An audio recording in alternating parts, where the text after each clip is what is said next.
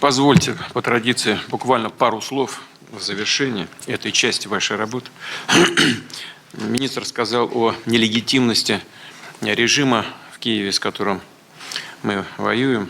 Еще раз хочу подчеркнуть, мы не с украинским народом воюем, а с режимом, неонацистским режимом в Киеве, который захватил эту власть еще в 2014 году. Это источник власти, госпереворот. И вот все беды и Украины, и России начались как раз после этого кровавого государственного антиконституционного переворота. Это имеет значение и сегодня, потому что эти люди, которые у власти находятся, они каждый день совершают преступления и против своего народа, и против нашего. Этот режим вообще утрачивает, во всяком случае, очевидно, признаки государственности. Ну вот, когда мы говорим о нелегитимности, что имею в виду? На выборы не пошли? Не пошли. А Конституция дает возможность продлить полномочия президента? Нет. Конституция дает возможность продлить полномочия только представительного органа власти, Рады. Все. И ссылка на военное положение не имеет значения. Нет в Конституции способов продления полномочий президентской власти. А где же суд Верховный? Где Конституционный суд? Законный вопрос. Председатель Верховного суда в тюрьме. Об этом просто умалчивают, об этом никто не говорит. Но его засадили за решетку. В полномочия Верховного суда входят в том числе и отмена неправомочных решений президента. Несколько отмен состоялось. После этого в тюрьму. И глава режима сразу же в этот же день объявил, будет сидеть. Как известно, во всех цивилизованных странах виновен человек или не виновен, будет он сидеть или не будет, определяет только суд. Нет, здесь представитель административных органов сказать, будет сидеть. Вот это Верховный суд. Есть там и конституционный. Знаете, что произошло с Конституционным судом? Председателя Конституционного суда охрана перестала пускать на работу. Просто не пускают на работу. В конце концов, Конституционный суд в целом оказался парализованным, а сам председатель Конституционного суда выехал за границу, где ему, насколько нам известно, предоставляется государственная охрана в стране его пребывания, поскольку есть угроза его жизни. Вот это что, признаки государственности? Нет. Это как раз признаки утраты государственности. Поэтому и преступления совершаются одно за другим. Я думаю, что очередным преступлением будет и снижение мобилизационного возраста до 18 лет. Это именно преступление, потому что снижай хоть до 14, как в гитлеровской Германии, создавая Гитлер-Югенд, ситуацию на поле боя это не поменяет. Это всем понятно. Но думаю, что по указке тех стран, интересы которых защищает киевский режим, он не защищает интересы украинского народа. Это сегодня уже очевидно. По указке тех, чьи интересы он обслуживает и защищает, пойдут на снижение мобилизации до 18 лет. И пацанов погонят на убой. Так как сегодня вылавливают людей на улице, как бродячих собак в ходе принудительной мобилизации, и гонят их сегодня под пули. Также и пацанов погонят, мне кажется. А потом эти деятели этого режима просто сбегут за границу под прикрытие тех, чьи задания они сегодня выполняют. Вот и все. Скорее всего, так и будет. Некоторые деятели прежних, недавних лет уже сбежали, уже сидят за границей. И хорошо известны, и хорошо себя чувствуют, потому что денег наворовали у украинского народа. Натырили по карманам. И все эти карманы находятся тоже за границей. У тех спонсоров, которые их держат на этом крючке.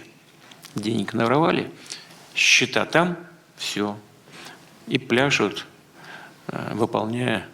пляшут под любую музыку, выполняя любые задания. Так, мне кажется, будет и продолжаться до тех пор, пока мы не достигнем цели специальной военной операции. Значит, теперь по поводу... Я сказал, что с мобилизацией происходит на Украине. Все вы прекрасно это знаете. Упоминал, что в этом смысле у нас по личному составу в прошлом году свыше 300 тысяч наших граждан, наших мужчин пришли в военкоматы и подписали контракты на службу в вооруженных силах. Свыше 300 тысяч. В этом году, на данный момент, уже свыше 430 тысяч. И этот поток фактически добровольцев не прекращается. Вот благодаря такому отношению к судьбам своей страны, к судьбам своих детей, у нас и происходит то, о чем я сказал и о чем министр говорил. На самом деле это перелом на линии боевого соприкосновения. И наша боевая активность, полный перехват стратегической инициативы. Ну, конечно, этого недостаточно. Да, кстати говоря, когда говорил об этих преступлениях, имею в виду не только преступления против украинского народа, прежде всего против нашего, в том числе и в Курской области, и других приграничных регионах. Да, конечно, с военной точки зрения, с кем не поговоришь, все, и наши, и иностранные эксперты считают, что в Курске это авантюра, так и говорят, курская авантюра. Это очевидно, потому что никакого смысла не просматривается в том, что киевский режим делает в приграничных регионах. Но с точки зрения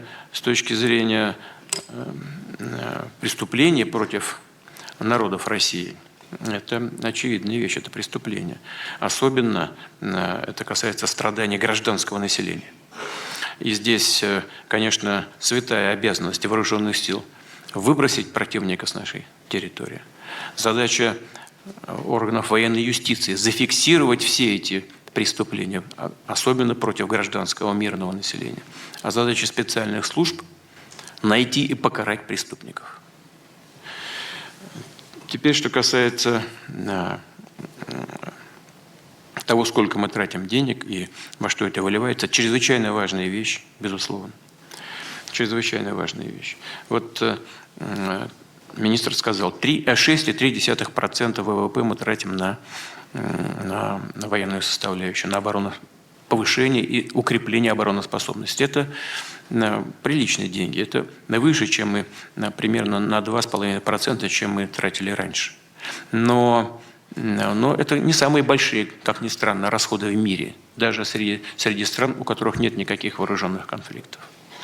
Но, тем не менее, это большие деньги, и здесь нам нужно очень рационально их использовать, очень рационально, обеспечивая прежде всего социальные гарантии наших военнослужащих, эффективную деятельность оборонно-промышленного комплекса, но и, что очень важно, рациональное использование того, что вооруженным силам дает страна.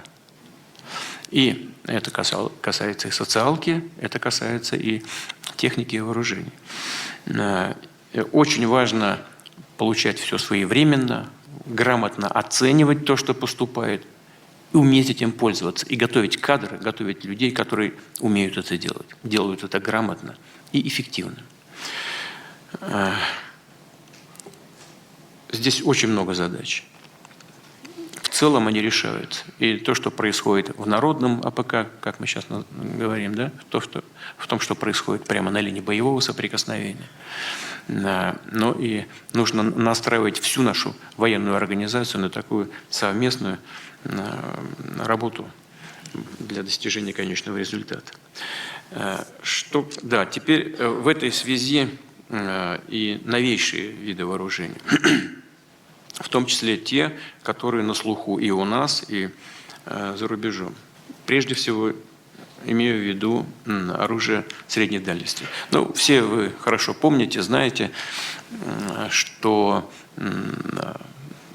Советский Союз пошел на ликвидацию ракет наземного базирования средней дальности.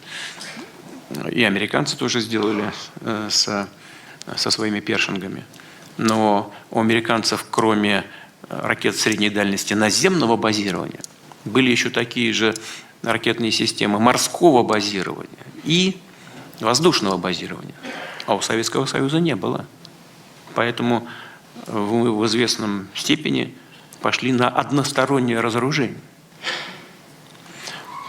Потенциальный противник оставил у себя эти системы на море и в воздухе, а мы вообще ничего не получили. Но в наше время, в российское уже, мы создали гораздо более современные, чем у США, комплексы морского базирования. Это и «Калибры», это «Циркон», гиперзвуковые комплексы.